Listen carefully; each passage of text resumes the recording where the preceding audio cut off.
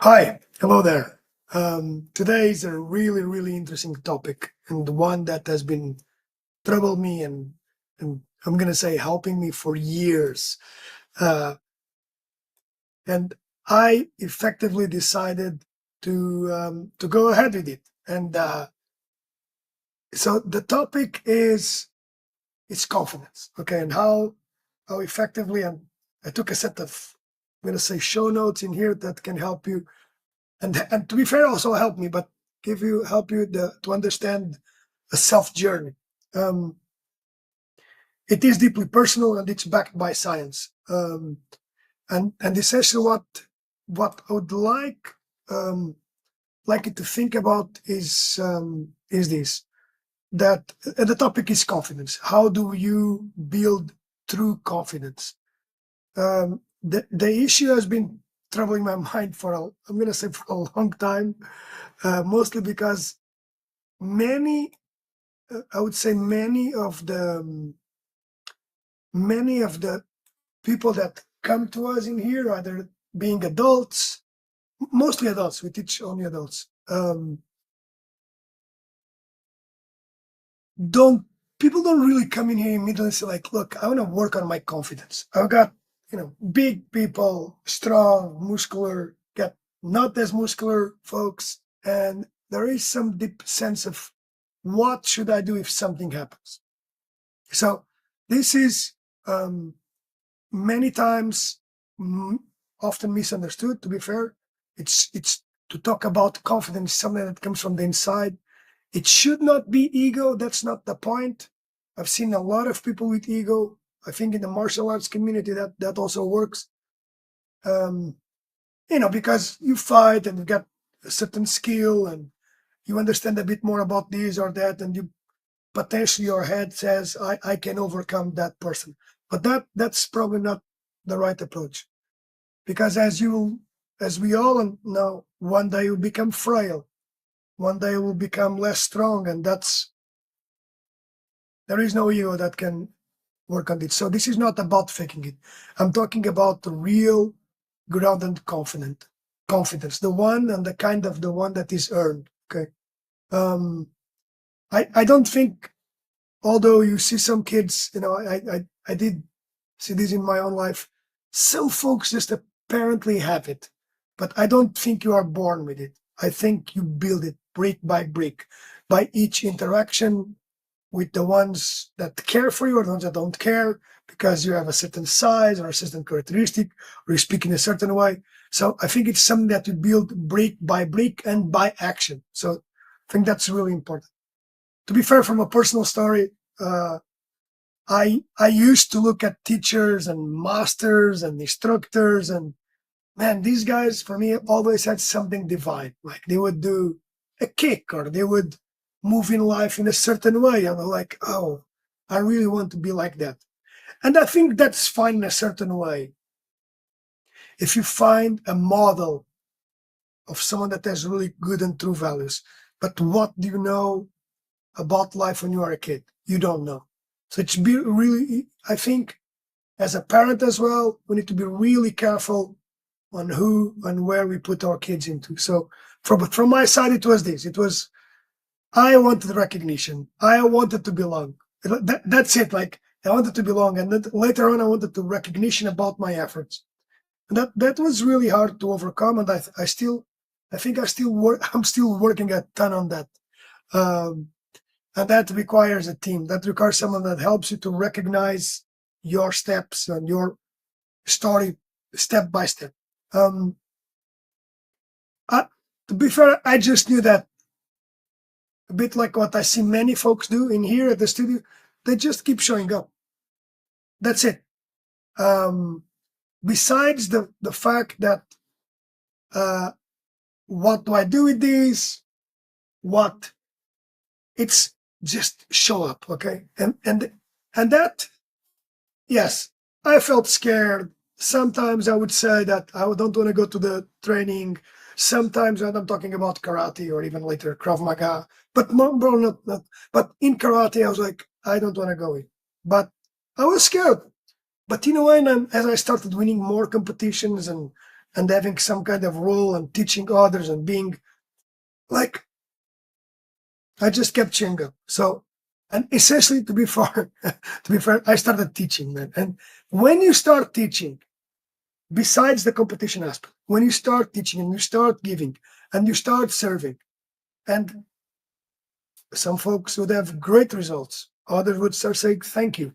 And later on, I remember a story of someone that said, like, you chose to me the right kind of sneakers. I'm like, what do you mean by that?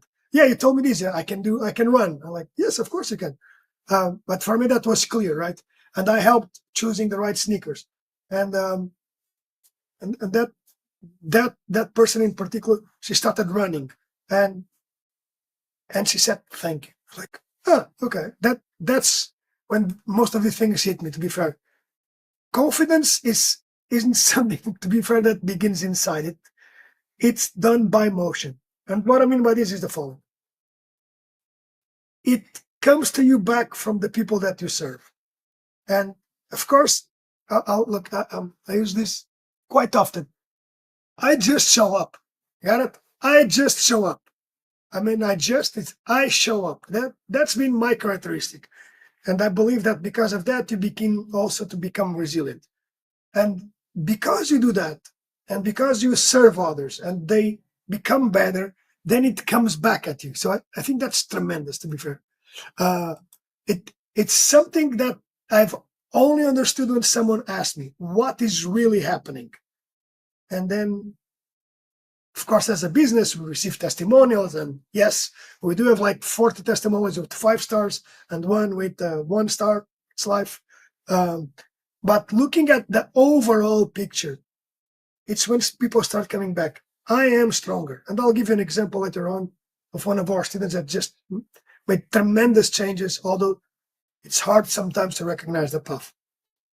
Now, there is also some approach into this from the neuroscience side. There is the neuroscientific side of confidence. Stanford neuroscientist Dr. Henry Huberman suggests that our dopamine system brings us our drive, and it's designed as a catalyst, okay, a propellant, okay. So it allows us to pursue challenges. It explains that when we do hard things on purpose, and this is hard, what we have in here, you're having to work out, you're having to fight, to fight in different ranges, not only striking, but grappling, ground, thinking that he has a knife or a gun. You train your nervous system to handle future stress. So going back to Dr. Henry Huberman and the way that he explains this, when you do hard things on purpose, you like deliberately do this, you are teaching yourself that, okay, I can handle future stress. And that is, I think that is tremendous. So just think about this. When you pick up a difficult workout in here, and we've got from the physical side, the workouts that we got from a trainer that we respect as well.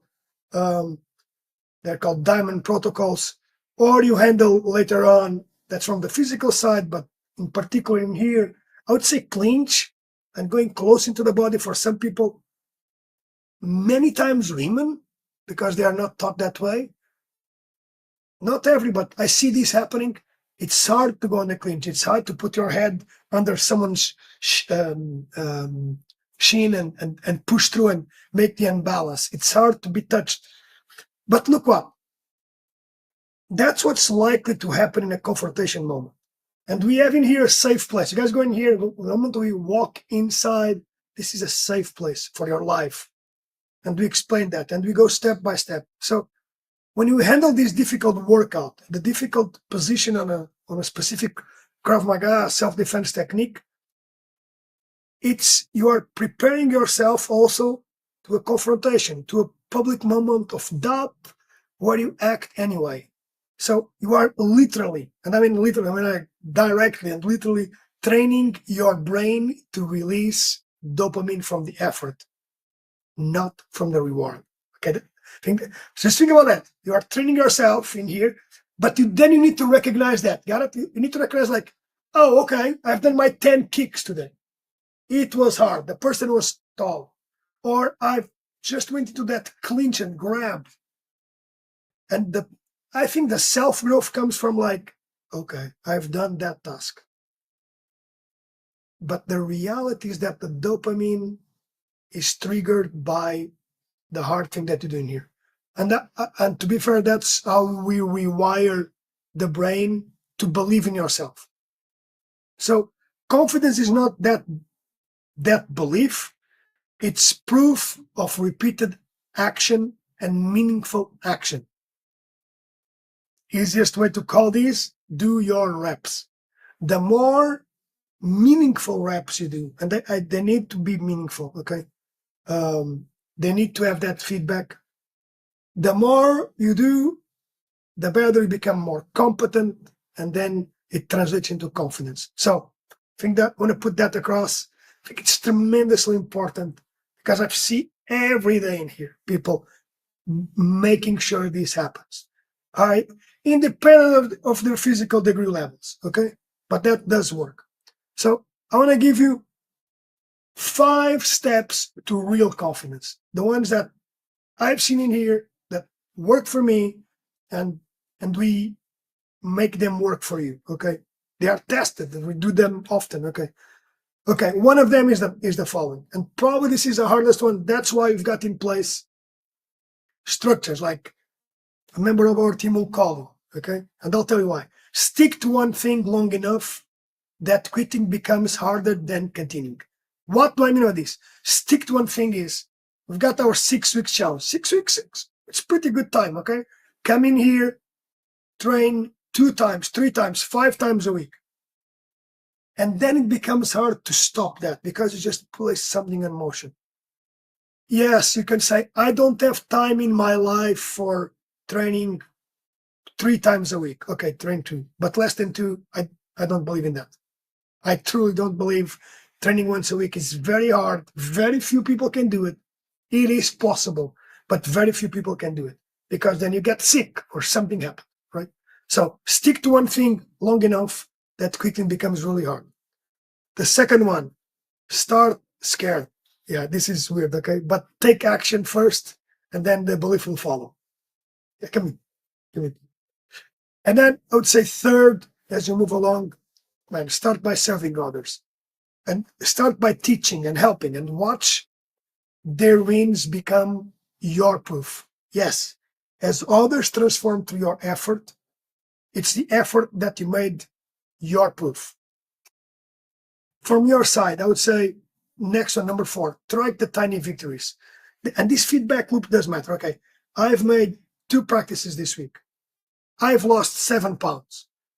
I'm closer to the split. My head is less foggy. Write it down. Writing it down is really important. So track the tiny victories. And then repeat. Repeat. This is a good feedback loop. It provides good evidence. So repeat and keep that working on and on. To be fair, the real confidence is built through nervous system repetition. So in the studio, I see it daily. Even yesterday, one of our students, she, in the middle of doing things and preparing a very hard task, she had to go into a clinch. She was not ready. We stepped up to the side and we talked about what was happening. And she just told me, I just lost 7 pounds. Like, what? You lost 7 pounds? So it was tremendous from their side. I mean, like, she lost weight. She's doing something that is really uncomfortable, and she is here. So another rebuild that it will happen is your rebuild of the sense of the self. Overall, people in here are not just training, they are being sure that they are the one to trust in themselves. Okay, so if you are doubting yourself today, I think you are definitely in the right place. You will work more to go step by step into what you believe. And I don't really think you can fake confidence. You have to train for it. I think I've seen people be very mouthful but I don't believe that's real confidence. Okay, I don't think their body backs up their mouth. Okay, so we need to train to back up your words. Again, show up, serve, do the hard thing in your brain, and your spirit will learn to trust you. If you really want to know more and dive into this, DM confidence if you are ready to build it for real. I've seen it happen with hundreds of people, including me. So, as your protector, leader, and the force for good, I wish you a great day and stay with us.